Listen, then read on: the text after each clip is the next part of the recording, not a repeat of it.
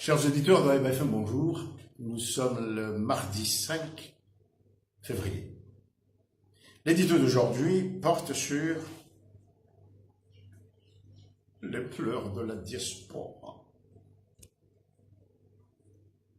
Ne pas être respectée sa juste valeur alors qu'elle contribue à la richesse du pays. Et c'est vrai, la diaspora contribue énormément. 21 à 25% aujourd'hui du produit intérieur brut. Ça veut dire des richesses créées dans le pays en termes de production de biens, produits et de services. C'est énorme. Et cette manne ne fait qu'augmenter jusqu'au moment où elle plafonnera. Pour vous donner un exemple, entre 2005 et 2013,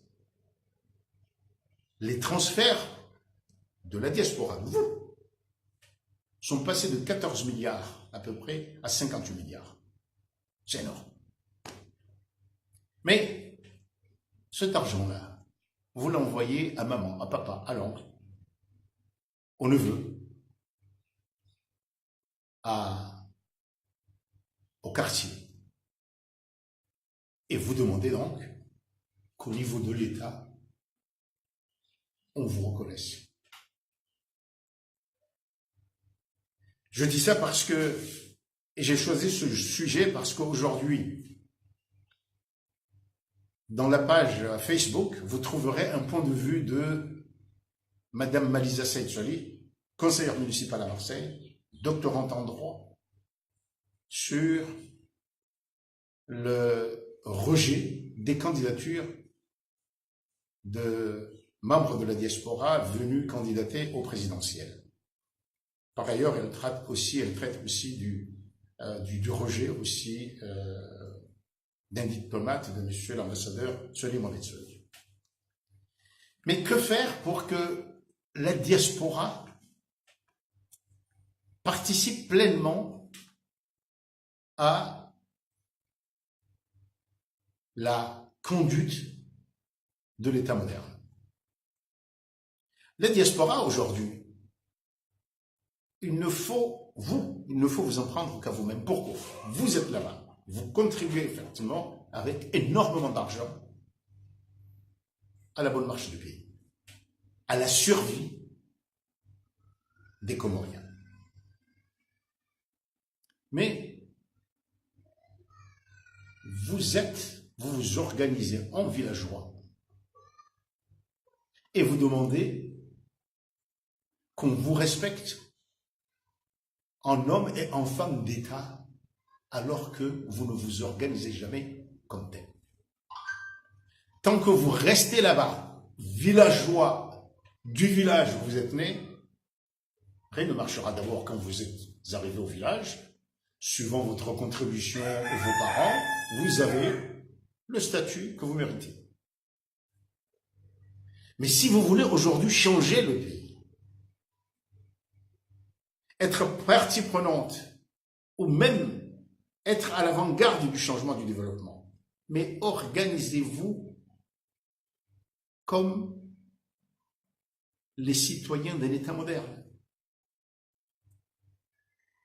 Par exemple, Malisa Saïd-Soli parle aujourd'hui en juriste. C'est très bien.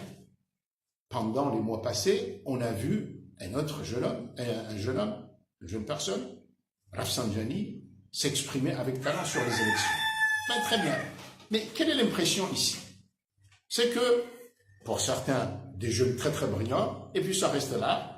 Ceux d'Ikoni pour Malisa sont très fiers de Mitsameouli. Les parents de Rafsanjani et ses amis qui ont été à l'école avec lui sont très très contents, et puis on passe à autre chose. Si Malisa, Rafsanjani et les autres avaient constitué ou montrer qu'en tant que juriste, ils pouvaient se rassembler de temps en temps, leur point de vue à ce moment-là, ce ne serait pas le point de vue de Malisa et de Rafsanjani, ce serait des juristes comoriens qui se voient, ou d'origine comorienne, qui réfléchissent, et le poids qu'ils auraient serait différent. en France, internationalement et ici. Ça en serait de même pour l'association des maçons comoriens. D'abord, ce serait une forme d'organisation qui permettrait de sortir du clivage des villages. Vous les vivez même mieux là-bas, plus qu'ici. Et il y a Fambaya, et il y a Machapirousa, et il y a Mdembozi. Mais, très bien, pourquoi pas la tradition? Mais, quand aurez-vous l'association des jeunes ou des vieux plombiers comoriens qui pourraient réfléchir et nous conseiller et dire nous vous conseillons de commander ou d'acheter tel type de tuyau,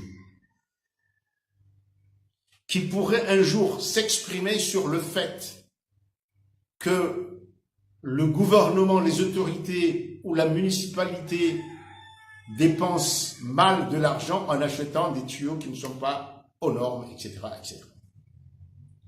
Et pourquoi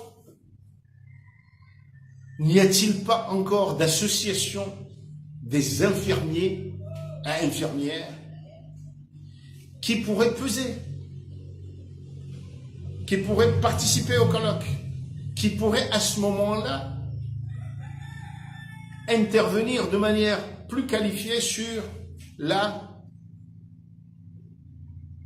planification, sur les plans, les projets, le développement de l'hôpital, voilà. Ou des médecins comoriens à ce moment-là. Ils pourraient, s'il y en avait,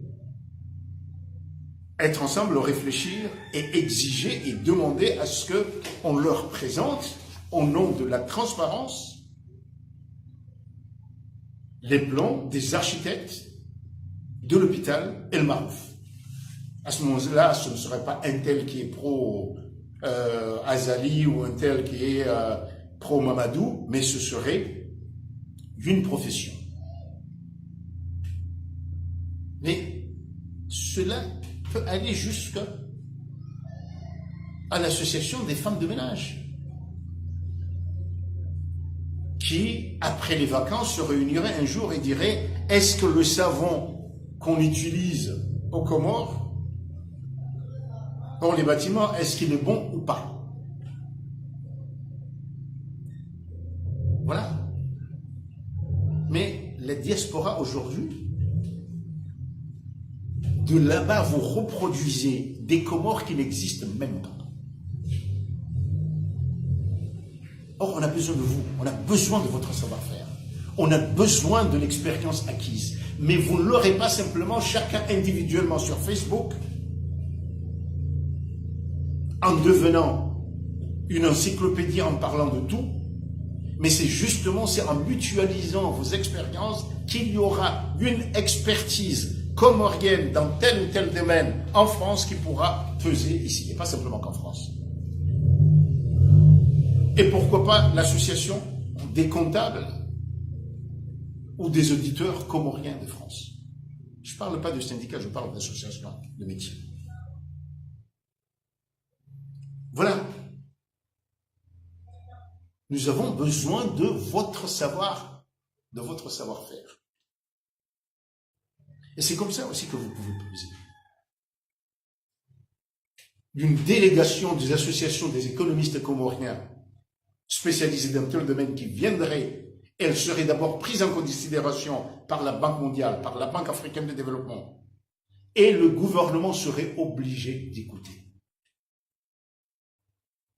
Par exemple. Ou, ne serait-ce que pour le contrôle des routes, des infrastructures, des ingénieurs en ceci ou en cela.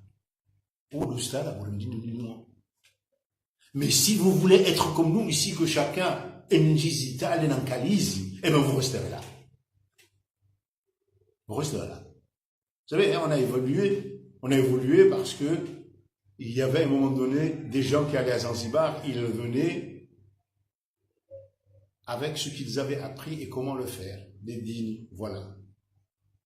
Mais quand vous venez ici, chacun est seul, un individu, et il ne s'intègre que par le Adanamil et autre chose. Eh bien, vous saurez ça, et on est quand même mieux Adanamileur que vous, monsieur.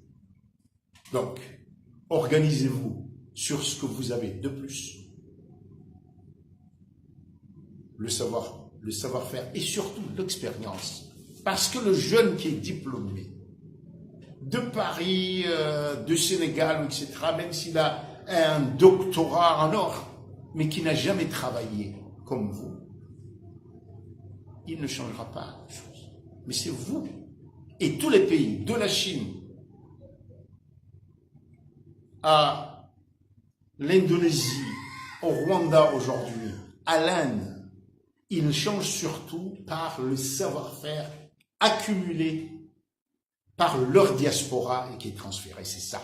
C'est pas simplement les transferts d'argent. Et c'est ça ce qui se passe aussi au Cap-Vert et ailleurs. Venez avec vos daguilas, très bien. Vous venez les porter ici, mais venez aussi en tant que professionnel. À demain.